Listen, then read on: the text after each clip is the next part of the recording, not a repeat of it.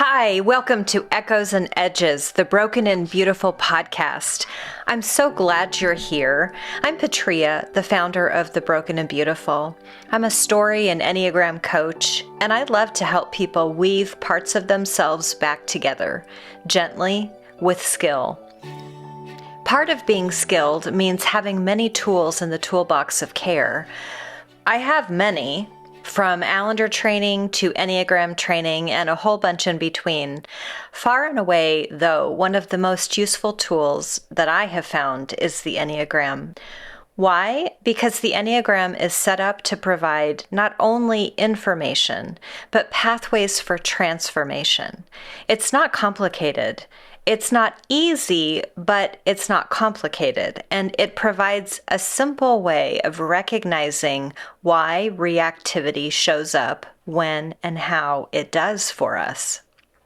So we're offering you a series on the 9 types, short, simple, and to the point, to help you get started using the Enneagram in a practical way. On today's episode, we'll be talking about Type 9.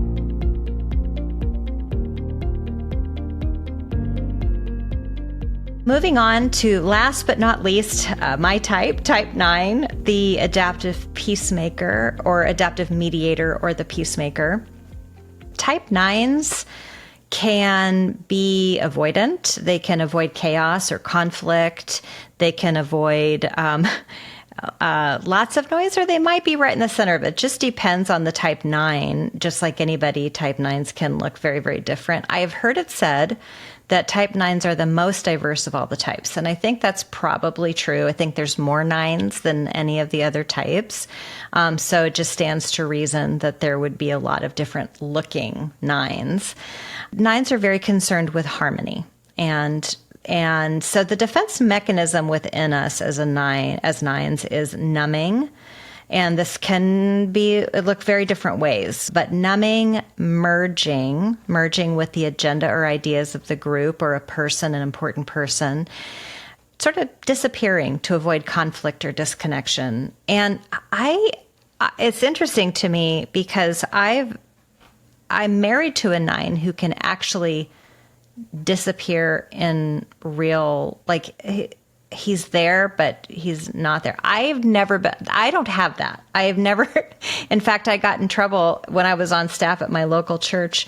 I had been in this really intense meeting with there were 3 of us 9s sitting on the other side of the desk from our pastor. And he sent me an email several years later and said, and just kind of lit into me about something. You were the only one in this meeting. You shouldn't have been here alone. And I'm like, no, I was there with my boss and a coworker. And we went back and forth. And fortunately, he had his email thread so he could see, and he did come back and apologize and said, I'm really sorry. I do see that you weren't here alone, but I don't have that kind of disappearing energy that these other 9s did. And so I don't know what to do with that exactly, but the other 2 9s disappeared in the room. And that's what we're talking about, right? There is this wispiness that can show up.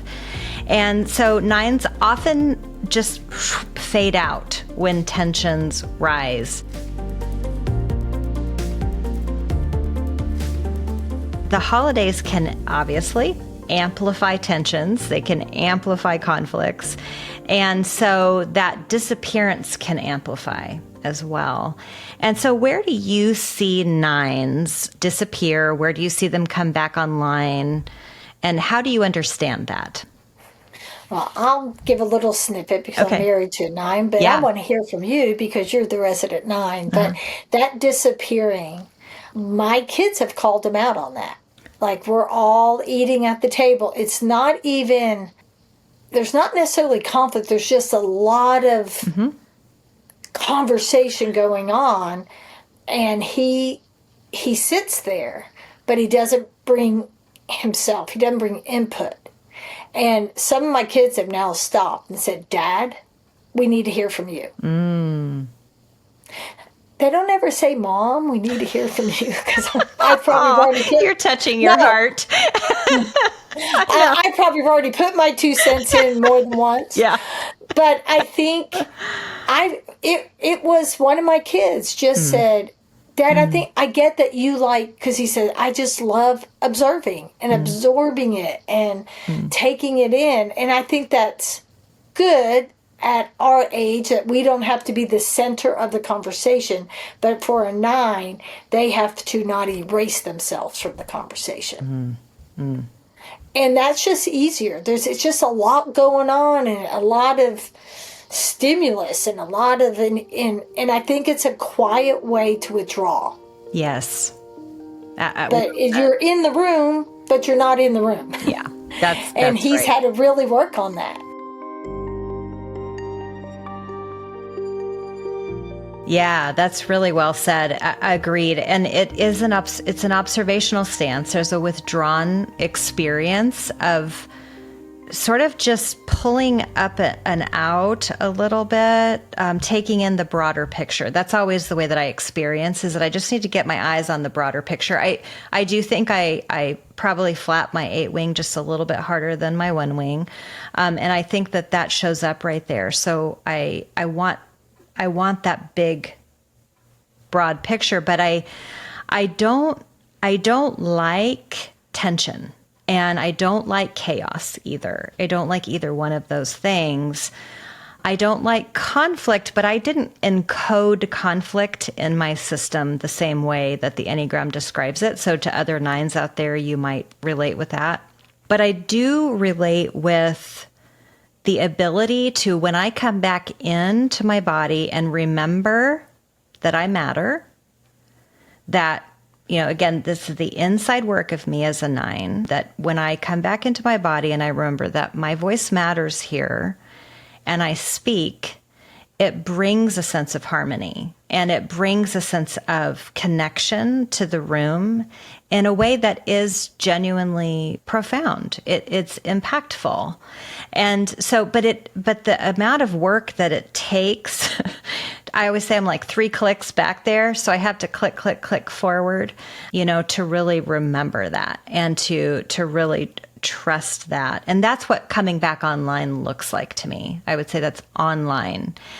And then it usually only lasts for a brief period of time. And then I'm offline observing again. And then, I usually have to do that for a while to recuperate. So there is something about energy there too for 9s as well. But I think for me as a 9, that question of do I matter here is just so big.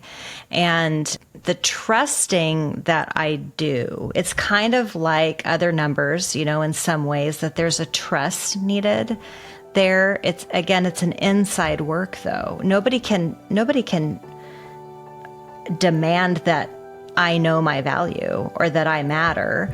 That's an inside work. And so that's healing with myself and healing the trust within myself. And so that's what I would say about 9s.